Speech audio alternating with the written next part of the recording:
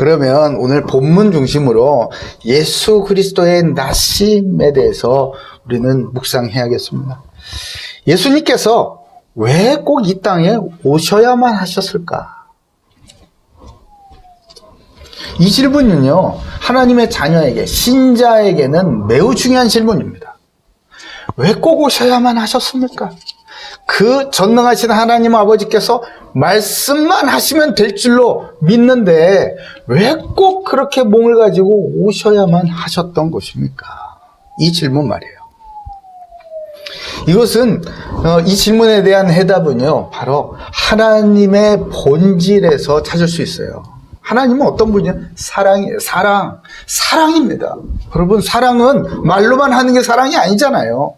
사랑해가 아니잖아요. 말로 하는 게 나의 온몸을 다하여서 사랑하는 자를 위하여서 나를 드리는 것, 나를 주는 것, 나를 헌신하는 것, 그게 사랑 아니겠습니까? 하나님은 사랑이시기 때문에 하나님을 자신을 우리를 위하여 헌신하셨던 것입니다. 그래서 사람을요, 그냥 피조물로 만든 것이 아니라 꼭 자기 형상으로, 하나님의 형상으로 사람을 창조하시고 그 사람을 사랑하셨습니다. 그리고 함께 계셨어요. 그런데 말이에요, 이런 사랑을 받고 있음에도 불구하고 말이야, 사람이 이 뱀의 유혹 그걸 하나를 이기지 못한 거예요. 속임수죠. 감정을 건드렸나? 눈에 아주 보기 좋은 거를 건드렸나? 그러니까 그 유혹을 이기지 못해가지고 죄를 범하고야 말았습니다. 하나님을 떠나게 되었습니다. 이로 인해서 하나님께서 사랑하시는 하나님의 형상, 그 사람은요, 자기 정욕, 그것을 목적으로 삼고 사는 죄의 노예가 되어버렸어요. 너무나 비참한 사실이죠. 그럼에도 불구하고 하나님은요, 이 사람을 사랑하시기 때문에 그냥 버려버리고 새롭게 창조하면 되지, 이렇게 아니하시고, 사랑하는데 어떻게 그냥 포기하고 버려버릴 수가 있겠습니까? 확 바꿔버리는 거, 그거는 사랑 아니잖아요. 하나님께서는 즉시로 그 타락한 죄의 노예가 되어버린 그 사람에게 구원 계획을 선포해 주셨습니다. 하나님의 구원 계획은 바로 다름이 아니라 자기 아들 예수님을 이 세상에 보내는 것이었습니다.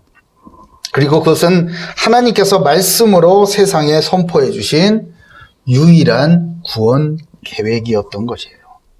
그렇기 때문에 아들 예수님은요, 아버지의 말씀에 순종하여 이 세상에 오신 것입니다. 예수님의 순종이 아니었더라면 우리에게 구원은 주어지지 않았던 것이에요. 에덴 동산에서 말씀으로 알려주신 그 구원 계획은 예수님께서 태어나심으로 약속하신 그대로 성취되었던 것입니다. 이런 영적 사실을 알고서 오늘 본문을 묵상해야겠습니다. 그럼 첫 번째입니다. 첫 번째, 성령으로 잉태되심입니다. 18절에서 19절 우리 같이 읽겠습니다. 시작. 예수 그리스도의 나심은 이러하니 그의 어머니 마리아가 요셉과 약혼하고 동거하기 전에 성령으로 잉태된 것이 나타났더니 그의 남편 요셉은 의로운 사람이라 그를 드러내지 아니하고 가만히 끊고자 하여. 요셉과 마리아는 약혼하고 동거하기 전이었어요. 이게 무슨 말이냐? 이스라엘 결혼 풍습에 대해서 우리가 좀 이해를 해야겠어요. 이스라엘 결혼 풍습은요, 남자하고 여자하고 이제 결혼하고 약혼을 하죠. 정혼을 한다고 그러죠. 정혼, 약혼, 뭐 같은 말. 그랬죠. 그러면은 바로 같이 사는 게 아니에요. 같이 살지 않고 약혼을 하고 서로 떨어져서 1년 동안 각자의 집에서, 각자의 삶의 터전에서 중요한 준비들을 합니다. 이제 실제로 결혼을 해서 같이 동거하면서 살아갈 그 준비를 하게 되는 거예요. 그리고 정혼, 그 약혼과 동시에 법적인 효력은 바로 발생이 되는 거예요. 실제로 같이 살고 있지는 않지만 법적인 효력은 발생이 되는 거란 얘기인 것입니다. 그렇기 때문에 혼인잔치부터 실제로 동거를 하는 것이 시작이 되는 거이기 때문에 이 동침을 하는 것, 이것도 동거하기 시작한 날, 즉 결혼식을 약혼하고 1년 뒤에 결혼식을 한 그날서부터가 합법적으로 인정이 되는 거예요. 그럼 그 1년 동안 뭐 하겠습니까? 정말 그날 저 신랑이 나를 데리러 오는 그날까지 정결하게 순결하게 그 가정을 이루실 그 놀라운 일들을 생각하면서 준비하는 것 아니겠습니까? 그렇죠? 이러한 이 이스라엘의 결혼 풍습은요, 우리의 신앙생활에 정말 중요한 의미를 갖습니다. 신앙생활에 어떤 전형을 보여주는 것 같아요. 예수님을 영접하면 우리를 성경은 뭐라고 얘기하시죠? 그리스도의 신부라고 하시죠. 그래서 그리스도의 신부로서 예수님을 영접하는 순간 나는 교회의 일체가 되고 그 일부가 되고요. 그 교회는 그리스도의 신부 아니겠습니까? 그래서 그리스도의 신부로서 순결하고 세상으로부터 구별된 거룩한 삶으로 다시 오실 영원한 참된 신랑 예수님을 기다리는 것, 그게 신앙생활이에요. 그게 그리스도인의 삶이에요. 그렇기 때문에 그리스도인은요, 그냥 자기 하고 싶은 대로 살고 자기 성질대로 살고 내가 원하는 대로 살고 생각대로 사는 그게 아니라 오직 말씀으로, 오직 성령의 인도하심을 받아 그렇게 살아가는 거예요.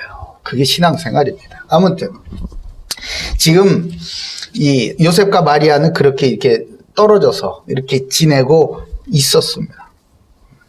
그러던 와중에 여기 본문에는 나와 있지 않지만 먼저 아내 마리아에게 수태고지 사건이 일어나죠. 수태고지라는 이제 잉태하게 될 거다라는 얘기예요. 먼저 알려주는 거예요. 이 두 사람 각자 자리에서 순결함 지키면서 잘 생활하고 있었습니다. 근데 어느 날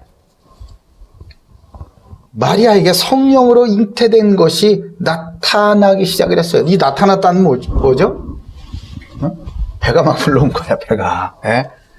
처녀가 난리가 난 거지. 마리아에게 천사 가브리엘을 통해서 하나님의 권능이 임해서 하나님의 아들 그리스도를 낳게 될 거다라고 예고를 받았어요. 그런데 이것이 실제로 내 몸에 성취되어서 나타난 게 이제 잉태된 것이 나타나게 됐다 이거예요. 와, 배가 불러온 거야, 배가 불러온 거야. 누가복음 1장 34, 35절에 가브리엘이 나타나 이 마리아에게 얘기를 해주죠. 네가 잉태될 거다. 그랬더니 마리아가 얘기합니다. 마리아가 천사에게 말하되 나는 남자를 알지 못하니 이 일이 어찌 있으리까? 과학적으로나 의학적으로나 맞지가 않아요. 저는 이전에도 남자를 몰랐고 지금도 남자를 몰라요. 그런데 어찌 그 일이 가능한 일이 되겠습니까? 천사에게 말한 거예요. 천사가 대답하여 이르되 성령이 내게 임하시고 지극히 높으신 이의 능력이 너를 덮으시리니 이름으로 나실 바 거룩한 이는 하나님의 아들이라 일컬어 지리라. 아멘, 아멘, 아멘. 여러분, 예수님을 믿을 때 어떻게 됩니까? 성령이 임하시고 여러분들이 하나님의 아들, 하나님의 자녀라 일컬어짐이 되는 거 아니에요? 똑같은 일이 나오는 거예요. 똑같은 일이. 이는 마리아의 소명이에요. 마리아가 드디어 자기 소명을 탁 받은 날이에요. 이전에는 그냥 내가 왜 사는지 잘 몰랐지. 그냥 어떻게 살다가 착하게 살고 율법에 맞춰서 난 유대인이니까 거룩하게 그냥 이렇게 살면 되지 않을까. 살다 보니까 이거 내가 왜 사는 거지? 왜 이렇게 열심히 살아야 되고 율법을 지키면서 살아야 되는 거지? 그냥 저 잘 나가는 로마 사람들처럼 살아도 되지 않을까? 이런 생각도 있을 거 아니에요. 그런데 어느 날 이 마리아에게 드디어 소명이 딱 와닿은 거예요. 그러자 자신의 삶의 정체성을 발견하게 되었고요. 그리스도의 어머니라는 놀라운 비전을 붙잡게 되는 거야. 이야, 그렇구나. 나 같은 자가 그리스도 메시아의 어머니로 쓰임을 받는단 말이지.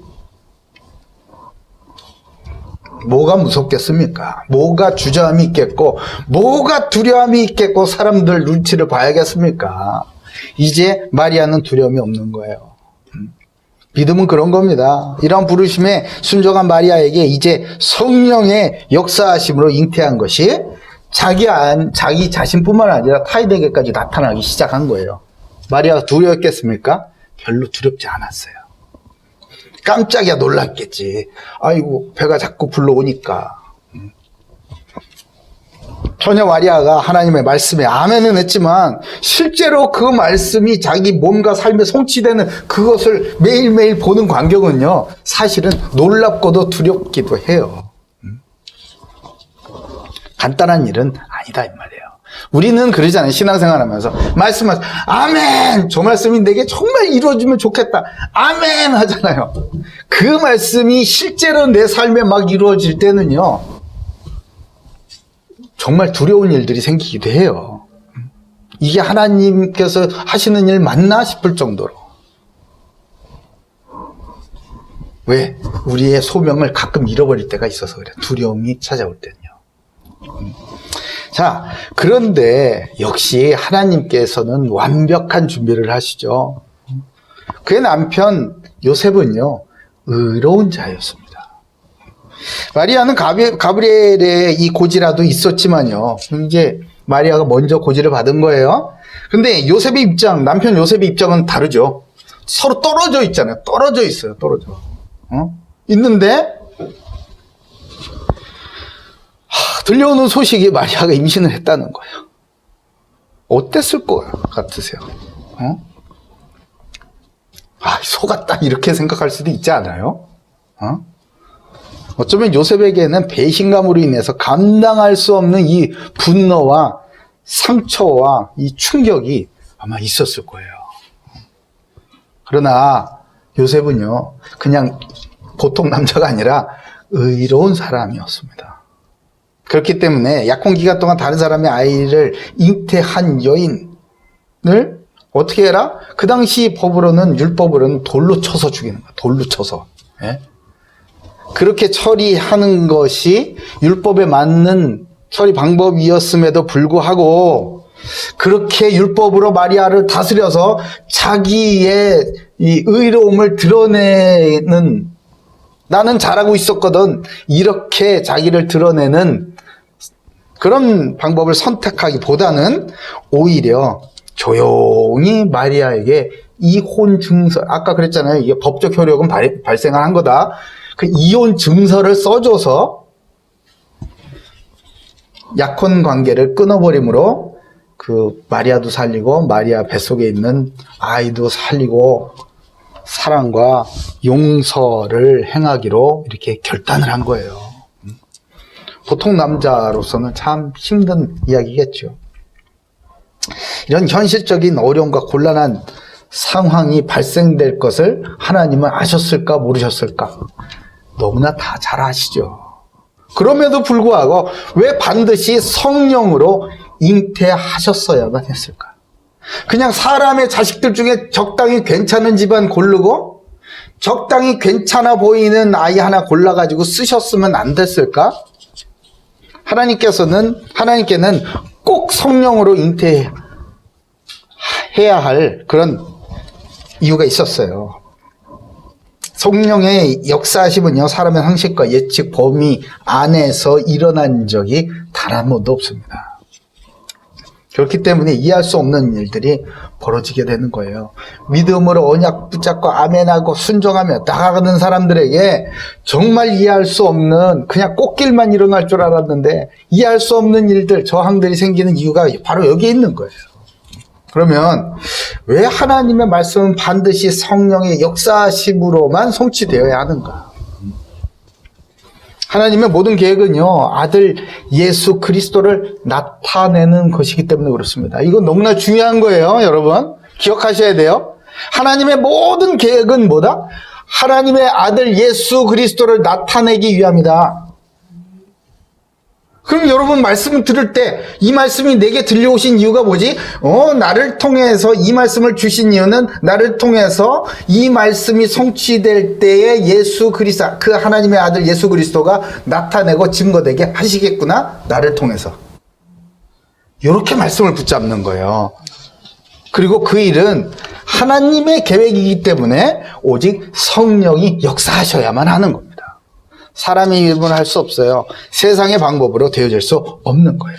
더군다나 죄인을 향한 하나님의 계획, 구원 계획, 이 일은 하나님 이 세상에 태어나게 하셔서 예수님이 그리스도이심을 나타내는 것이기 때문에 이 아이디어는 이 세상 누구에게도 없었어요. 그렇기 때문에 죄인의 씨가 아닌 오직 성령으로 잉태되어야만 했던 것입니다. 로마서 5장 12절에는 그러므로 한 사람으로 말미암아 죄가 세상에 들어오고 죄로 말미암아 사망이 들어왔나니 이와 같이 모든 사람이 죄를 지었으므로 사망이 모든 사람에게 이르렀느니라. 사람의 씨 갖고는 안 돼요. 죄의 씨 갖고는 안 돼요. 죄인의 자녀는 죄인일 수밖에 없는 겁니다. 그러므로 죄인으로서는 모든 사람의 죄를 사할 수가 없어요. 짐승의 피로는요, 매년 번제를 드려야 되는 거예요. 그렇게 아니고 죄가 없으신 하나님의 아들이 사람의 아들로 이 땅에 오심으로 말미암아 죄인들을 구원하시는 하나님의 놀라운 계획에 쓰임받게 하시기 위하여서 오직 성령으로 잉태되시는 것입니다. 성령으로 잉태되심이 나타나게 된 것. 마리아는 이 얘기 듣고 요셉은 이 얘기 듣고 정말 깜짝 놀랐겠지. 하나님의 언약이 실제로 나에게 성취되는 것. 이것은 온전히 성령의 역사하심으로만 되어지는 것입니다. 그런데 언약 성취의 순간은 의로운 자 요셉일지라도요, 정말 받아들이기 어려울 정도로 우리가 상상하는 우리가 상상하는 거 있잖아. 막 뭔가 막 퍽 되고 막 짠 되고 그런 거 있잖아. 그런 모습과는 다르게 나타나게 되어 있어요. 하나님의 자녀로서 경건하고 성실한 삶을 살고 있는데 이해할 수 없는 그런 힘든 일, 그런 일들이, 뜻밖의 일이 여러분 삶에 혹시 벌어졌습니까? 그렇다면 여러분 전혀 낙심하실 필요가 없어요. 전혀 당황하실 필요가 없습니다. 오히려 성령의 역사하심으로 하나님께서 내게 주신 그 언약이 드디어 성취되는 그 순간이 다가오고 있음을 여러분 직감하셔야 돼요. 이 사실을 믿고 감사함으로 주의 영광 보기를 기대하는 우리 고대교회 모든 가족들 다 되시길 주님의 이름으로 축복합니다.